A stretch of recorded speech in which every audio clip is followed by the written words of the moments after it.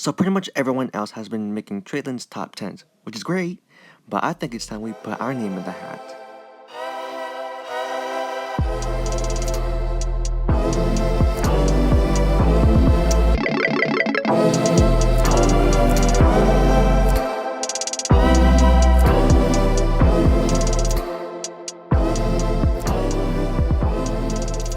That's right, the time has come for me to make a top 10 video on Tradelands. I've been playing Tradelands since 2016 and over the years have developed an affinity for certain ships. Today I will be going over my top 10 favorite ships in Tradelands. Before we begin, just a little disclaimer. This list is based entirely on my opinion. I'm evaluating these entries based on how the ships look and how fun it was just using one, even if they are generally considered bad. With that out of the way, let's get on with the video. Starting off this list at number 10, we have the Dart. I remember reaching level 3 back in mid-2016, and the first time I saw the Dart, I thought it looked awesome. Its 3 masts and long hull made it look very clean. I was also surprised to find it to be fairly cheap, requiring 140 wood, 30 iron, and 8,000 doubloons. For that price for a really cool looking ship, of course I'm going to be building it. Now I know some of you may disagree with my choice and that I should have gone for the Starling, but I just think Starling looked bad and doesn't seem fun to use. The Dart's stats back then were also pretty good. I love the Dart so much that I actually chose to skip levels 4, 5, and 6 until I got my first level 7 ship. The Dart today looks alright. It looks more modern and clean, but I would have preferred it if it retained its 3 masts, so that it would have looked more like a mini Retaliator, but I'm fine with what it looks like now. Because the Dart class has received a buff, I can see myself using it regularly for the future to come. Steaming its way into number 9, we have the Fox. I think the Fox is awesome. The Beaver is already an excellent looking ship, but when you slap an engine on it and give it a mortar, it just looks incredible. Its stats also make it one of the best trade ships to ever exist in Tradelands. The engine speed of 4 makes it great for escaping pirates that are not using steamships, and an ability to mount a size 6 mortar on the bow, which eliminates the threat of bow locking, which the Beaver was prone to. It was nice using the ship to a certain extent. I used the Fox extensively for fish cargo. Really, the only downside to the ship was its fake speed. It was really slow, with a speed of about 5. That was the reason why I started using it less and less and started to use other ships for cargo trading, such as the Cutlass. The Beaver and Retaliator suffered from this, but thankfully the developers fixed this issue a couple weeks ago. The Fox is much faster now, and because of that, I'm beginning to use my Fox more and more. Biting its way into number 8, we have the Shark. The Dragon is a good looking ship, but I think the Shark looks even better. I really like the long hull and low profile. To top it all off, the rigging makes it look really cool. This is one of the major reasons why I prefer the Shark over the Tyrant. To me, the Tyrant is an excellent combat ship, but it just downright looks ugly. I made my Shark out of ebony and holy mackerel does it look outstandingly cool. The Shark is still pretty darn good even for its level. The most outstanding trait about the Shark is its broadside firepower. It has equivalent firepower to the Tyrant and Phoenix, 2 commonly used combat ships. The Shark is also fairly cheap for what it has to offer. Now, there are only a few key flaws that the Shark has. First is that the Shark only has 9,000 hull strength, so it can't really take a beating compared to the Tyrant. Second, its cannons are pretty exposed, and those cannons are fairly easy to snipe off. I really feel like the Shark is underappreciated for what it has to offer. However, I love the Shark so much, I would probably take it out any day over the Tyrant. Sneaking its way into number 7, we have the Marauder. I think the Marauder is a pretty good looking ship. Probably one of the first ships that comes to mind when you think of pirate ships. I really like the whole design of the Marauder. It looks really clean with the lateen rigging and low profile. It is also armed to the teeth for its size and is extremely nimble. I liked it even more when I took it out to raid. It's very easy to sink unsuspecting merchants, but unfortunately, it itself can't take a beating. That's really the only downside of the Marauder, and that's why I don't use it as much as I would like to. The Marauder unlocks at level 7, so it is an excellent choice for an aspiring pirate or combatant. Unfortunately, due to the meager health of the Marauder, I don't really use it, and therefore I don't have much sentimental attachment to it. If it were up to me, I would take out the Stiletto over the Marauder in most cases. However, with an experienced crew and some support, the Marauder can be a formidable foe. I just hope that the Marauder gets some sort of health buff in the future. That way, I can use the Marauder more often comfortably. Swimming its way into number 6, we have the Widgeon. I really can't describe how the Widgeon looks because it just looks so awesome. If it's an ebony Widgeon, oh, much better. When I first reached level 7, after gaining 4 levels with my dart, the Widgeon immediately caught my eye. It's massive, beautiful, and kind of thick, not gonna lie. I remember when I first built my Widgeon back in 2016 and just being so proud of owning a large ship. It's also not as expensive as I expected it to be. 450 wood, 85 iron, and 34,000 doubloons. I preferred the Widgeon over the Goose because the aftermost pair of windows were covered and the stern cannon slot on the Goose just doesn't sit well with me, which gives the Widgeon the edge here. I switched from being a trader to being a pirate, and I would constantly use the Widgeon. I also like how the Widgeon attracts some newer players, and therefore finding crew members to raid with wasn't difficult. Sure, you probably wouldn't find much success raiding in a Widgeon, nevertheless, it was fun while it lasted. I remember building 2 individual ebony Widgeons, and it was a truly epic sight to behold. My original Widgeon did not survive to the present day and was sold for scrap back in May of 2018. Should I rebuild my oak Widgeon or make it out of a different wood? Let me know down in the comments below or up in the cards. Steaming its way into number 5, we have the Poseidon. I really like the Poseidon's design. It kind of looks like a battleship, if that makes sense. The Poseidon is also my first ever ironclad of some sort, so that was a huge milestone for me. What makes me like it even more was just how fun it was just using one in combat. You only need 2 gunners to fully man, so finding crew members was not a difficult task.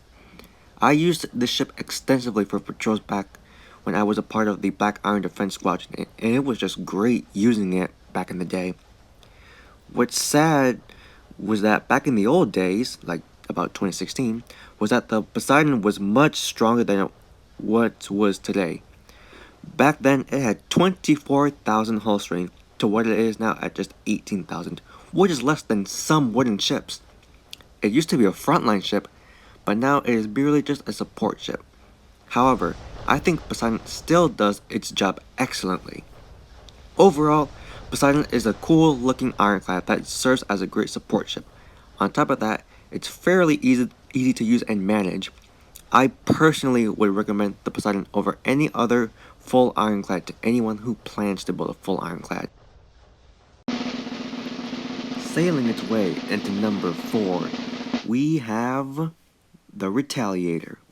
I already really like the dart, but the Retaliator takes it to a whole new level. It just seems like a dart, but on steroids. The long hull, tall slanted masts, and extremely low profile is what makes it look amazing. But hey, for a ship that looks as clean as this, I'd say it's worth building. It's also pretty good at combat, even though it has 24-pounder long guns for its maximum armament. Those cannons have incredible range and it's speed 7. Like seriously, I was surprised to see how much range it had when I first fired a gun from the Retaliator at max tilt. It's a bummer that my Retaliator didn't get the chance to show her strength very much, but I'm confident that my Retaliator will get to see some real naval action in the near future.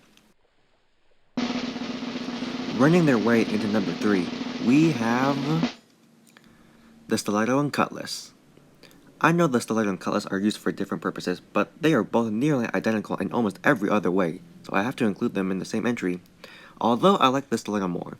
When you think pirate ship, Stiletto is probably what comes to mind. It best represents what a pirate ship should be: daunting, fast, and fairly robust. The reputation of the Stiletto pretty much speaks for itself. Appearance-wise, I think the Stiletto looks incredible. Stiletto is also really easy to use, only requiring 2 guns to fully man. I've had really fun times raiding in the Stiletto. I've made easy stonks with it.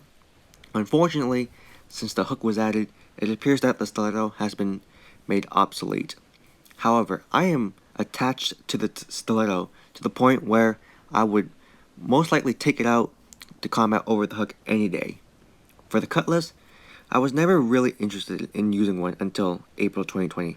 I bought my Cutlass, and I just instantly fell in love with it.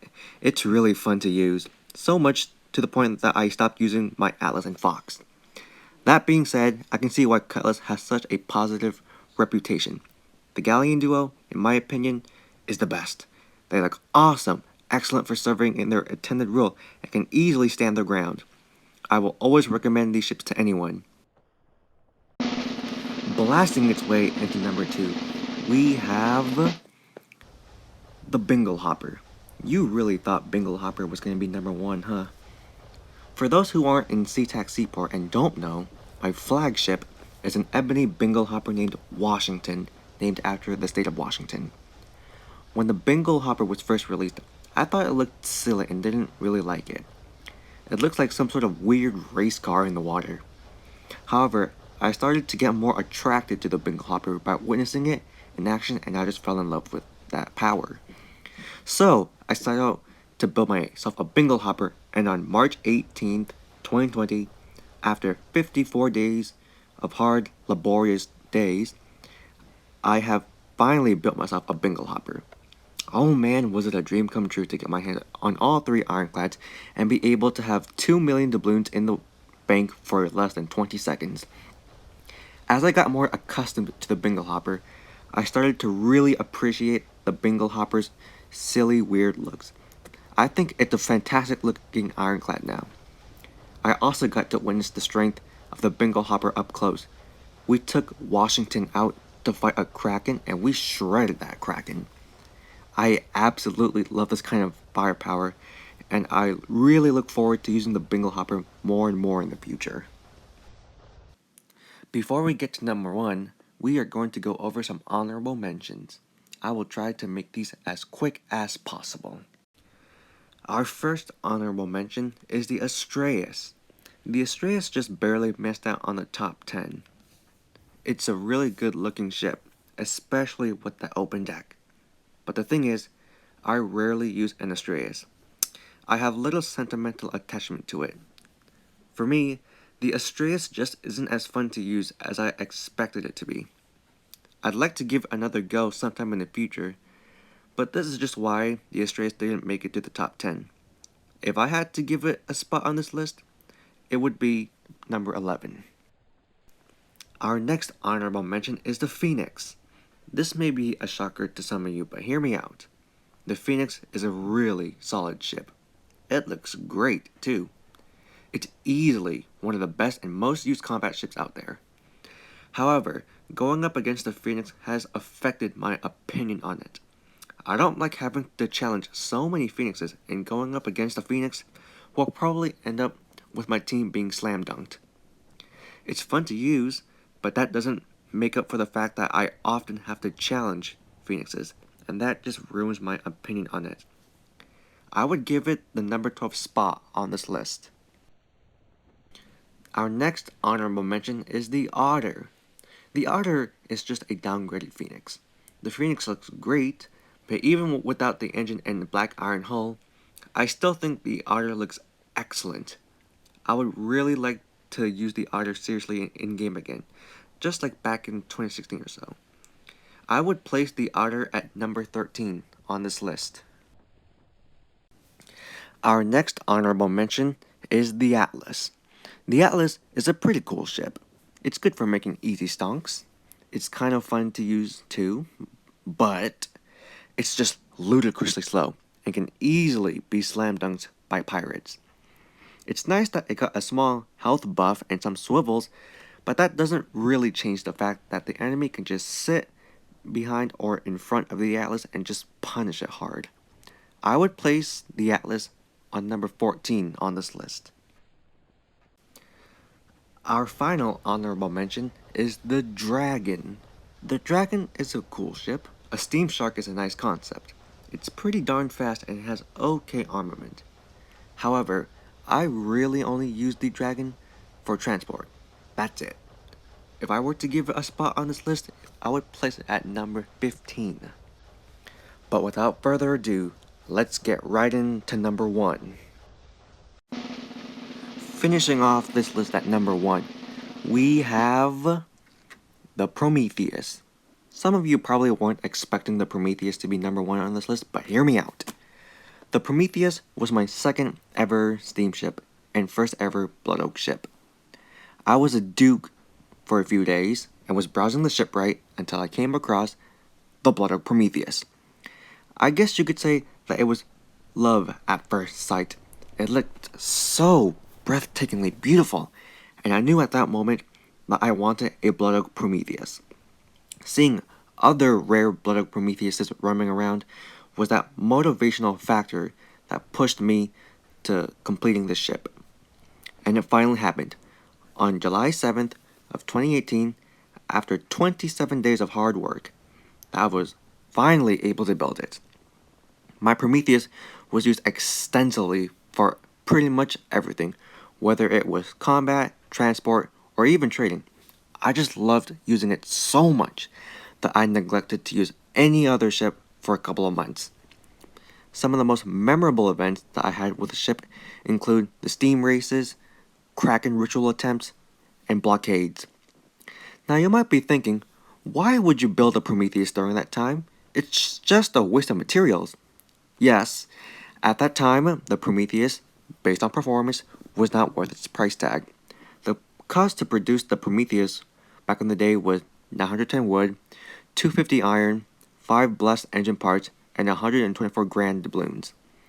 It had a fairly weak broadside of only 6 size 8 cannons, which even a shark can rival. It is also the slowest steamship in the game, with an engine speed of only 3. This jack-of-all-trades, master of none layout led to the extreme rarity of seeing a Prometheus used seriously in-game. However, in May of 2019, the Prometheus received a much-needed buff. The Prometheus was now able to mount an additional 6 size 6 cannons on the top deck, effectively giving it a 6-gun broadside. It was once a joke, but now it is a force to be reckoned with. I may not use it as much as I once did, but I hope to recommission her once again in the future. The extreme usage, the beauty, and the memorable moments that I have had with the ship is what makes it my number 1 spot on this list. Today, my Prometheus is my oldest non-starter ship. But do you want to know what else is my oldest non-starter ship? Bonus footage.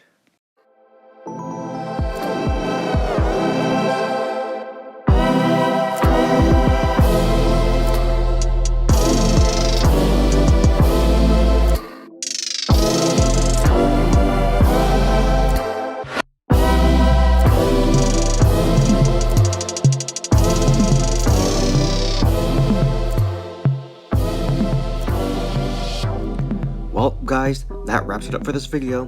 Thank you so much for watching, and if you disagreed with any of the entries, you should comment below on how upset you are. Smash that like button and subscribe, and share this video to one of your friends, just to show how angry or upset you are. However, if you agree with the entries and like what you see, you should do all the things that I just mentioned, but with just substantially less anger.